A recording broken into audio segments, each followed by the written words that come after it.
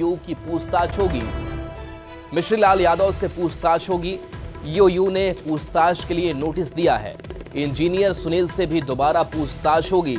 Engineer Sunil से कल पूछताछ की जाएगी।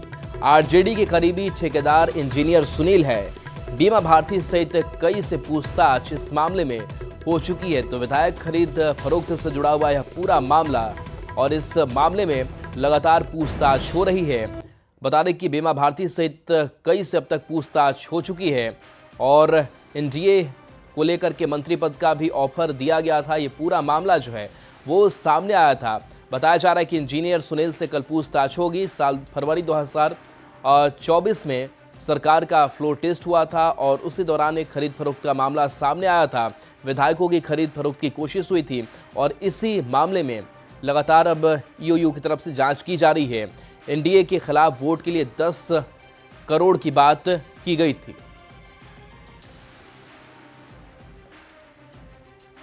तो देखिए, विधायक खरीद फरोख्त मामले को लेकर के अपडेट ये है और अमित हमारे साथ न्यूज 18 संवाददाता फोन लाइन पर है। अमित, मिश्री लाल यादव से पूछताछ की जाएगी, इसके साथ साथ इंजीनियर भी शिकंजे में है। अभी अपडेट क्या कार्रवाई को लेकर?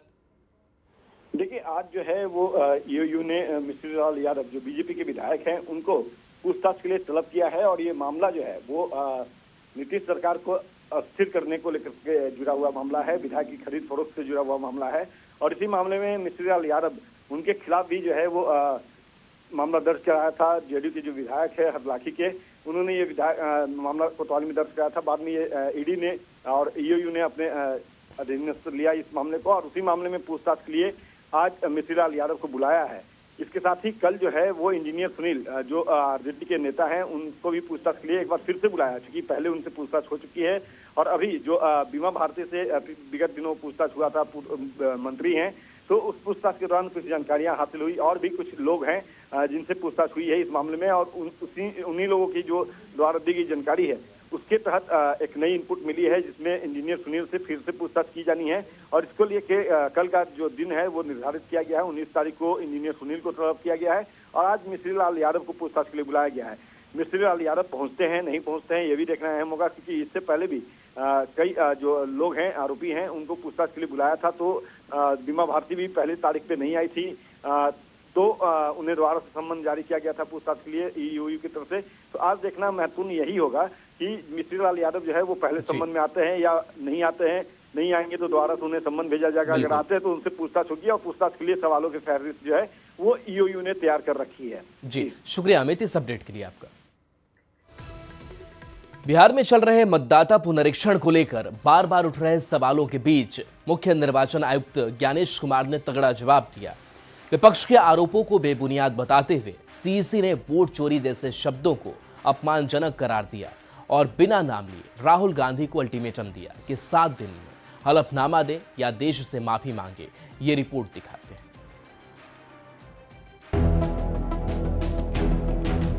हलफनामा देना होगा या देश से माफी मांगनी होगी, तीसरा विकल्प नहीं है। बिहार विधानसभा चुनाव के सियासी समर में वोटर लिस्ट रिवीजन पर जमकर राजनीति हो रही है।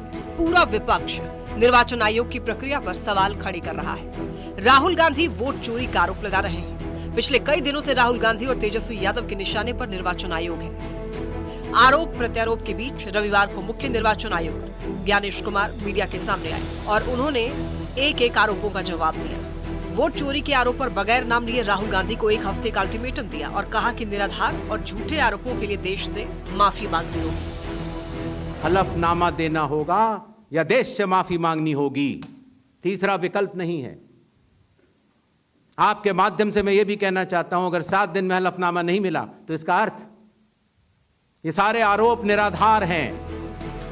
मतदाता पुनरीक्षण अभियान की पारदर्शिता पर बार बार उठ रहे सवालों पर मुख्य चुनाव आयुक्त ज्ञानेश कुमार ने ये साफ किया कि निर्वाचन आयोग के लिए न तो कोई पक्ष है और न ही विपक्ष। आयोग के लिए सब समान है। लोकसभा में नेता प्रतिपक्ष राहुल गांधी को 7 दिनों के भीतर हल्फनामा दायर करना होगा।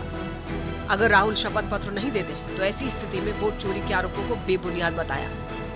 चुनाव आयोग निडरता के साथ सभी वर्गों और सभी धर्मों के मतदाताओं के साथ बिना किसी भेदभाव के चट्टान की तरह खड़ा था, खड़ा है और खड़ा रहेगा। वोट चोरी जैसे गलत शब्दों का उपयोग जनता को गुमराह करने की नाकाम कोशिश है।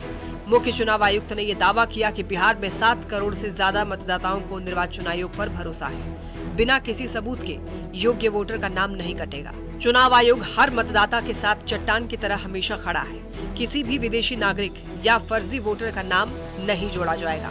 SIR की प्रक्रिया में हर किसी की पात्रता साबित होगी। 7 करोड़ से भी अधिक मतदाता चुनाव आयोग के साथ खड़े हैं, तो न तो चुनाव आयोग की साख पर कोई प्रश्न चिन्ह खड़ा हो सकता है और न ही मतदाताओं की साख पर।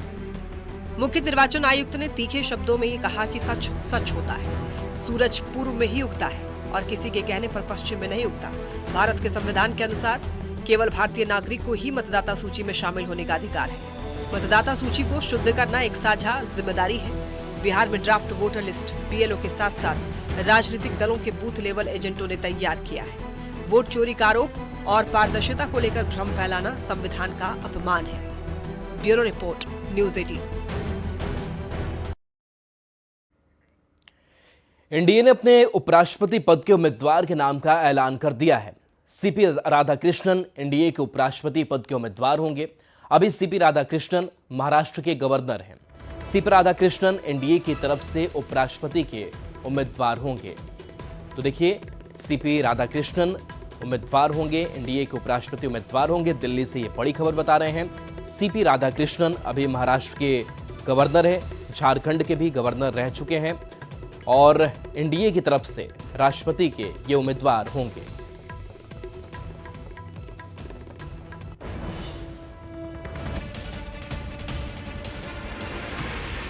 उपराष्ट्रपति पद के लिए एनडीए ने अपने पत्ते खोल दिए हैं। CP राधाकृष्णन एनडीए के उपराष्ट्रपति पद के उम्मीदवार होंगे। प्रधानमंत्री नरेंद्र मोदी की अध्यक्षता में हुई बीजेपी संसदीय बोर्ड की बैठक में CP राधाकृष्णन के नाम पर मुहर लगी। बैठक के बाद बीजेपी अध्यक्ष JP नड्डा ने प्रेस कॉन्फ्रेंस में उपराष्ट्रपति पद के चुनाव के लिए CP राधाकृष्णन को एनडीए का आधिकारिक उम्मीदवार घोषित किया। ये तय हुआ कि हमारे उपराष्ट्रपति के प्रत्याशी के रूप में हमारे महाराष्ट्र के राज्यपाल श्री CP राधाकृष्णन जी, चंद्रपुरम पुन्नासामी राधाकृष्णन जी, उनको हम एनडीए का प्रत्याशी बनाएंगे और वो एनडीए के प्रत्याशी के रूप में रहेंगे। तमिलनाडु के तिरुपुर में 20 अक्टूबर 1957 को जन्मे चंद्रपुरम पोनुसामी राधाकृष्णन बीजेपी के वरिष्ठ नेता रहे हैं और 31 जुलाई 2024 से वो महाराष्ट्र के राज्यपाल पद पर आसीन हैं। राधाकृष्णन ने अपने राजनीतिक जीवन की शुरुआत आरएसएस और जनसंघ से की है। वे 1998 और 1999 में कोयम्बटूर से लोकसभा सांसद चुने गए।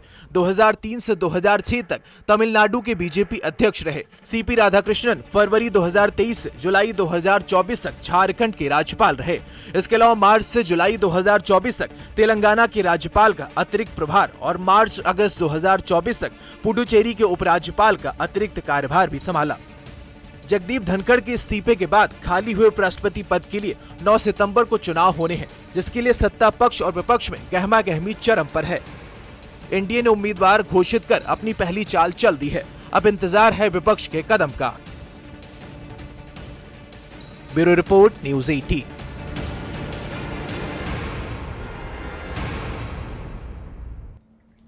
महाराष्ट्र के राज्यपाल CP राधाकृष्णन को उपराष्ट्रपति चुनाव में उम्मीदवार बनाए जाने का जेडीयू के राष्ट्रीय कार्यकारी अध्यक्ष संजय झा ने स्वागत किया है। संजय झा ने कहा कि उनके अनुभव का देश को लाभ मिलेगा। संजय झा ने कहा कि CP राधाकृष्णन दक्षिण भारत के पिछड़े समाज से आते हैं। ऐसे में समावेशी विकास और सामाजिक न्याय के प्रति एनडीए की प्रतिबद्धता भी साफ दिखती है। राष्ट्रपति पद का एनडीए की तरफ से उम्मीदवार बनाया गया है। ये बहुत ही खुशी की बात है। हमारी पार्टी जनता दल यूनाइटेड इसका स्वागत करती है, उनको शुभकामना और बधाई देती है। और पिछड़े समाज से आते हैं, दक्षिण भारत से आते हैं, तो समावेशी विकास, सामाजिक न्याय, इस सब के प्रति जो प्रतिबद्धता एनडीए की है वो दर्शाता है। और बिल्कुल वेलकम स्टेप है। हमारी पार्टी स्वागत करती है उनके कैंडिडेचर को। लोकसभा में आज जन विश्वास संशोधन विधेयक पेश किया जाएगा। लोकसभा में वाणिज्य एवं उद्योग मंत्री पीयूष गोयल इस बिल को पेश करेंगे। इस विधेयक से 350 से ज्यादा प्रावधानों में संशोधन का प्रस्ताव है। जीवन और व्यापार को सुगम बनाने के उद्देश्य से कुछ छोटे अपराधों में सजा के प्रावधान को खत्म करने वाला ये बिल है। इससे पहले 2023 में विधेयक पारित हुआ था, जिसमें 183 प्रावधान को अपराध मुक्त किया गया था। छोटे अपराधों में सजा का प्रावधान खत्म होगा।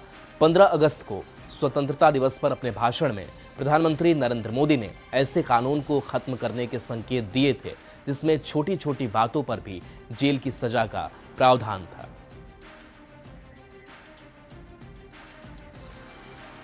जेडीयू के राष्ट्रीय कार्यकारी अध्यक्ष और सांसद संजय झा ने सोशल मीडिया एक्स पर एक पोस्ट किया है, जिसमें उन्होंने कांग्रेस के असंवैधानिक कदम के खिलाफ नीतीश कुमार की न्याय यात्रा 2005 की एक तस्वीर साझा करते हुए कई बातें याद दिलाई हैं।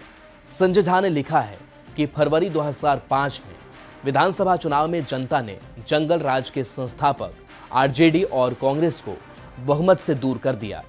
तब कांग्रेस के नेतृत्व वाली केंद्र सरकार ने जनादेश का गला घोंटकर राज्य में राष्ट्रपति शासन लागू कर दिया था। तब नीतीश कुमार ने राज्य में न्याय यात्रा निकाली और जनता ने न्याय कर दिया। नवंबर 2005 के विधानसभा चुनाव में बहुमत के साथ एनडीए की सरकार बनी। इस समय जो लोग संविधान की किताब लेकर बिहार में घूम रहे हैं, क्या वे प्रदेश की जनता को बताएंगे कि कांग्रेस ने संविधान को ताक पर रखकर जनादेश की हत्या क्यों की थी? और इसके लिए बिहार की जनता और अभूतपूर्व विधायकों से माफी मांगेंगे। न्याय यात्रा की यह तस्वीर जुलाई 2005 की है और ये लोग सीतामढ़ी की सीमा पर स्थित औराई जा रहे थे। तब बिहार के हजारों गांवों में बरसात के दिनों में जाने के लिए नाव ही एकमात्र सहारा हुआ करती थी।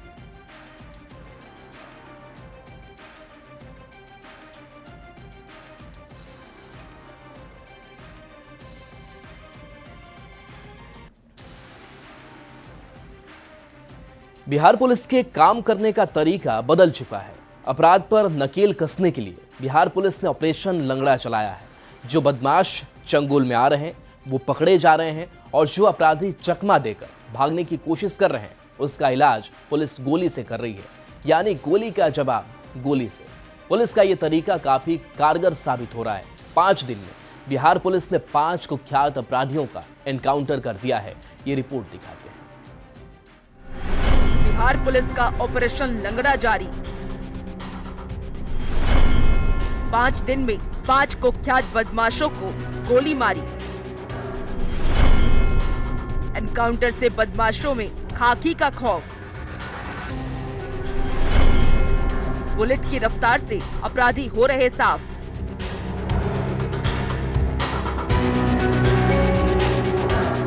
राजधानी पटना में सुबह से सूरज क्या निकला। खबर आई कि रात के अंधेरे में पटना पुलिस ने उस कुख्यात अपराधी का एनकाउंटर कर दिया जो अपराध की दुनिया में कुख्यात विजय सहनी नाम से मशहूर है। बिहार पुलिस का ऑपरेशन लंगड़ा इन दिनों अपराधियों पर कहर बनकर टूट रहा है। रविवार की रात आलमगंज थाना के विस्कोमान गोलंबर के पास पटना पुलिस ने एक बार फिर से ये साबित कर दिया कि 10 से अधिक हत्याकांड में शामिल कुख्यात विजय सहनी को अब तक खाकी का खौफ नहीं था।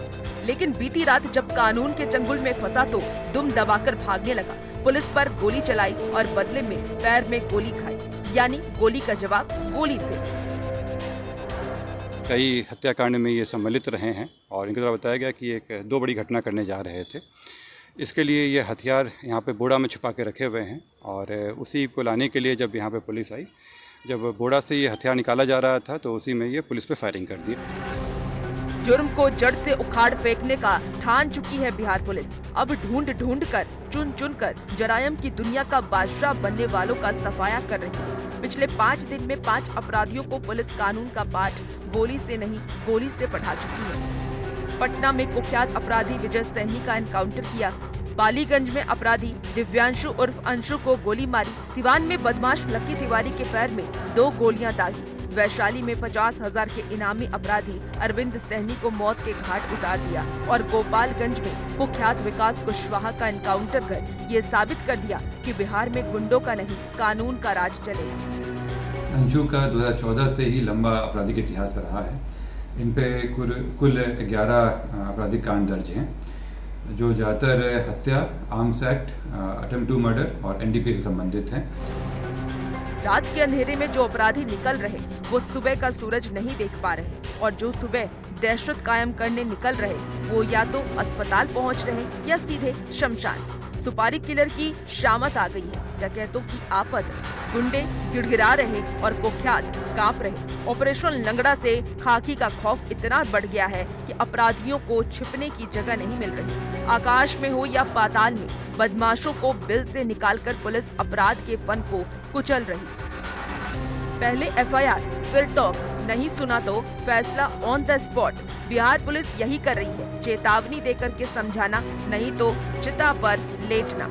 ऑपरेशन लंगड़ा से पुलिस का साफ और सख्त संदेश है कि कानून के राज में खून अब अपराधी नहीं पुलिस बहाएगी, और उन अपराधियों का जो खुद को डॉन समझकर बैठे हैं। पटना संवाददाता संजय कुमार के साथ ब्यूरो रिपोर्ट, न्यूज़ 18।